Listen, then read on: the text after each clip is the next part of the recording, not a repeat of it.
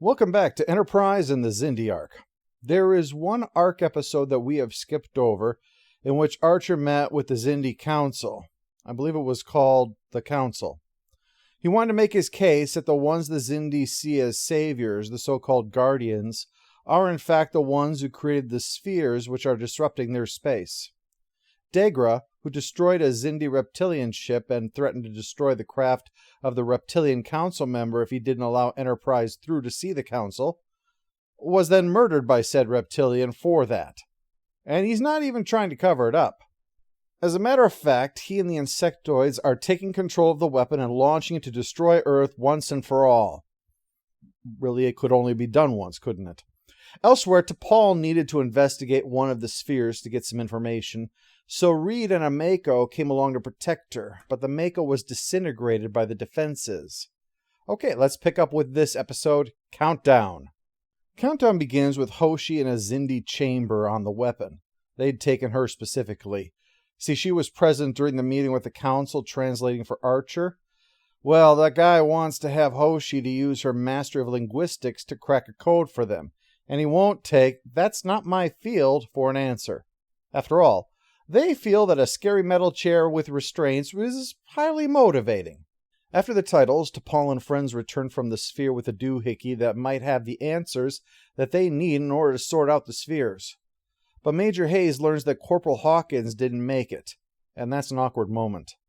Not in the veiled homoerotic kind of way like we usually have either. This might really be a problem.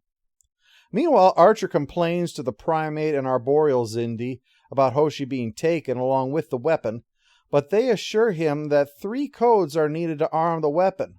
Only a majority can choose to use it. Unless Hoshi can crack it for them then, and that'd be bad. Note to self, never under any circumstances jailbreak a Death Star. Well, Tucker and T'Pol get to work analyzing the data, but T'Pol is a little irritable. But she can fill Archer in on what they've learned, at least. The spheres are connected by a subspace energy grid, with a few of them being integral, or integral, depending on your preference. Either are acceptable pronunciations, in this context anyway. This rule doesn't apply to calculus, though. If you're finding the area under a curve, you only say integral. I'm sure many of you listening to this are saying, "Chuck, even by your standards, we all have to ask, what the fuck are you going on about now?" And the thing of it is that they pronounced it integral, which again is perfectly fine. But every time they did that, they flicked the back of my brain because I'm used to pronouncing it as integral, unless you're talking again about calculus. And that's a very important distinction to make. You may say, it's not that important, to which I say, really? Is not the integral in the system integral? Interestingly, integral integration into the integral concepts of calculus is as integral as integrating integers into iterative derivatives. The integral is integrated into the intricate infrastructure of calculus, introducing an integrally intricate complexity.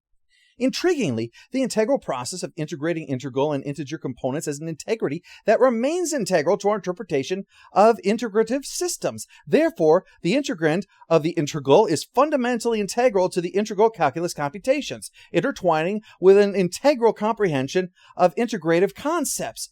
It is the integral that has become integrally integral to our intellectual exploration of integral calculus and integer integrations. Look, I do these things sometimes because I'm worried with all the re-uploads you think that I've become lazy. So I want you to say, well, he's being a dipshit, but at least I can see he's working for it. After the injection, the parasites will invade your neocortex. Once they begin reconfiguring your synaptic pathways, you'll be much more compliant. Worst trip to the dentist ever. Before, your primate brain is too badly damaged to understand. I want to thank you for helping us destroy your world. I'm starting to think this guy's a real dick. Trying to arm the weapon forces them to exit the vortex they use for travel, so they're only 4 light years away. But the problem is that there's an escort fleet around it, and the reptilians and insectoids tend to strap on guns like they're obsessive-compulsive about it. Even with the primate and arboreal Xindi helping, they couldn't win this fight. But the Aquatics would easily tilt the balance of power into their favor, if they could be convinced. So Archer is going to head over and chat about this. They're not on board yet, but they're at least willing to listen to him, and that's more than I want to do most days. Well, fortunately, the Aquatics have learned how to speak English after studying enough of it, but their point remains that the evidence is intriguing, but not enough to jump to any conclusions. They want time to think about it, and when told about the effort to break the code and use the weapon anyway, they say they're not going to act rashly just because the reptilians are.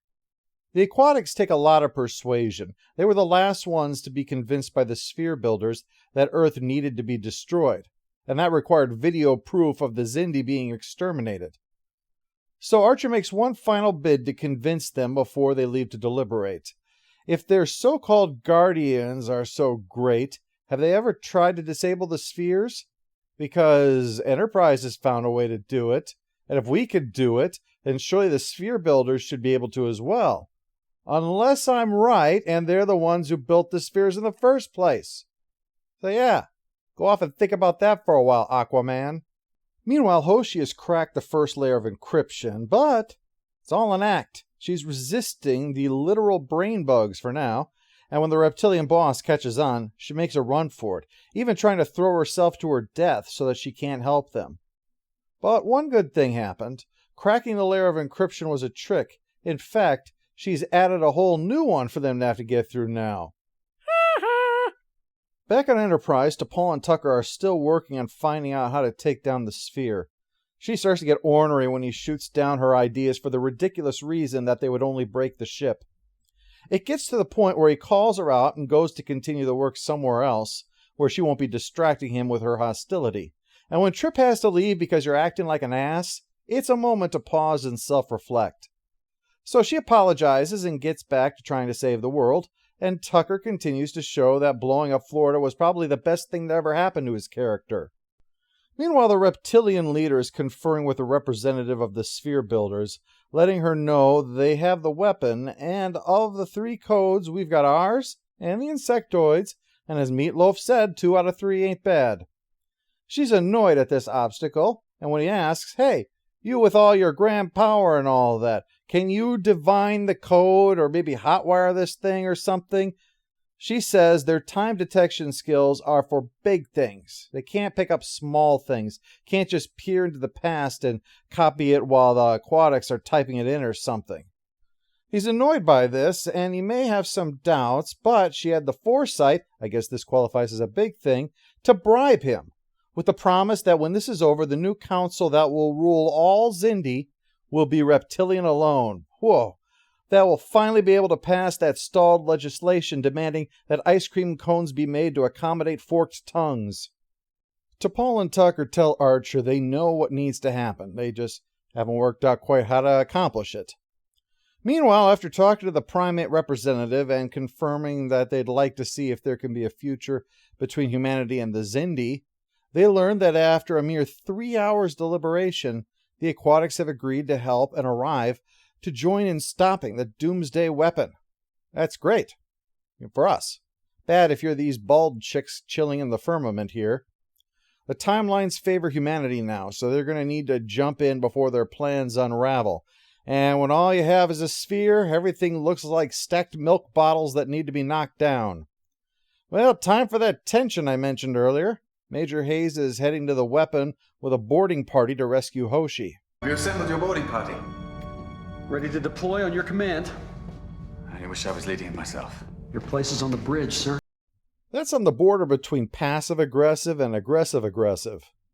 Reed finally just comes out and asks if Hayes blames him for the death of one of his men, and Hayes admits that he hates it when other people take charge of his Makos, and what happened is a big reason why. You borrow my toys and then you break them.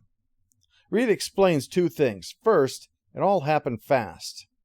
But second, that doesn't matter because the man was Reed's responsibility for bringing him along, and clearly Reed is taking that loss the same as if this was one of his own. So Hayes says that however this started, whatever color their uniforms, the Makos are part of this crew now, so Hoshi is one of theirs as surely as if she was a Mako. We'll get more into the Mako stuff in the companion video. They take a moment to slow down before the inevitable rush towards the finish, which is such a good decision I won't even complain that it's another eating scene. In this case, it's called for, especially since the context is that it's the first true meal since the galley was shut down because of damage. But now it's finally repaired and fully operational. Unfortunately, so is the superweapon.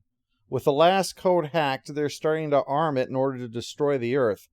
But that's when they pick up the incoming fleet. And they fight and they fight and they fight and they fight, working to try to disable the weapon's power supply while the Makos go in.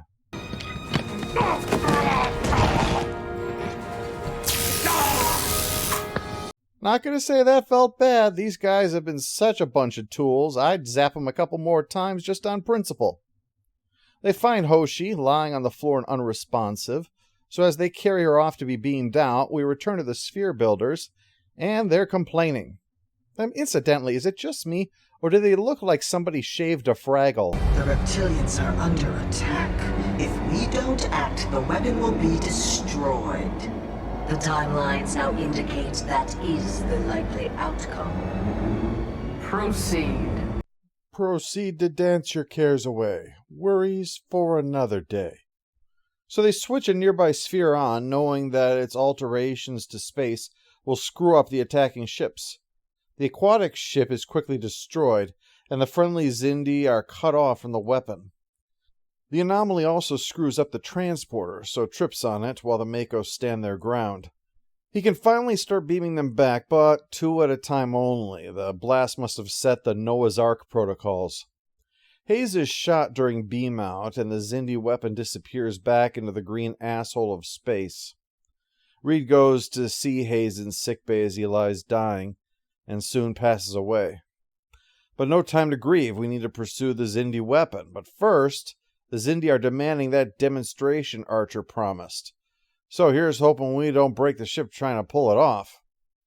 Boy, if I had a nickel for every time we said that, we could afford to fix the ship. Reed has the unenviable task of informing the Makos about Hayes. But he has the very enviable task of asking if anyone wants to come join him in killing some bad guys. Archer soon goes to see Hoshi, but she's still out and will be for the next 2 hours. But that means moving her to Degra's ship, which isn't safe to do. All right, for her. I'm sure everyone else will be just fine. Archer struggles briefly, but goes ahead regardless of the risk. Unlike Similitude, this feels like a much healthier reaction to a moral dilemma. A lot of people talk about making the hard choice, when what they really mean is the choice that I want to make, but I know makes me an asshole for choosing it, so I have to at least pretend to be conflicted. Like I said before when talking about Atlantis, there's a difference between when Sisko says, I think I can live with it, after what he's done, and others saying, you did what you had to do, where's the ketchup? A hero who crosses the line should carry the burden of crossing that line. At the other end of that spectrum is the reptilian leader, who gets a phone call from the insectoids. They're starting to have second thoughts, seeing the sphere suddenly and inexplicably intervening in their favor to accomplish what the Guardians want them to do. Sounds an awful lot like they were controlling the spheres, like Archer said. To which the reptilians can only reply,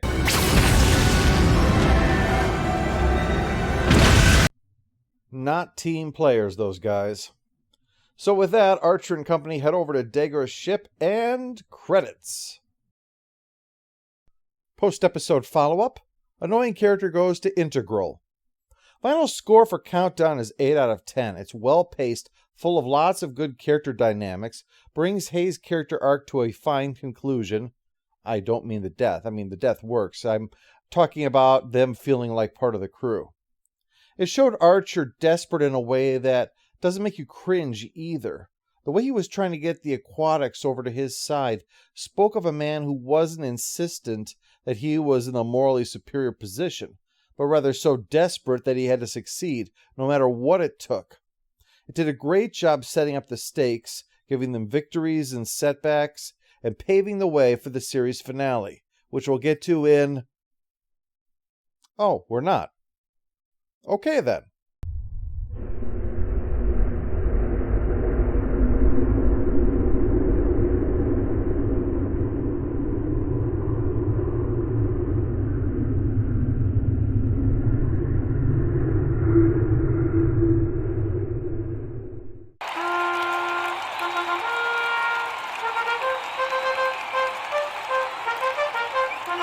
Bye.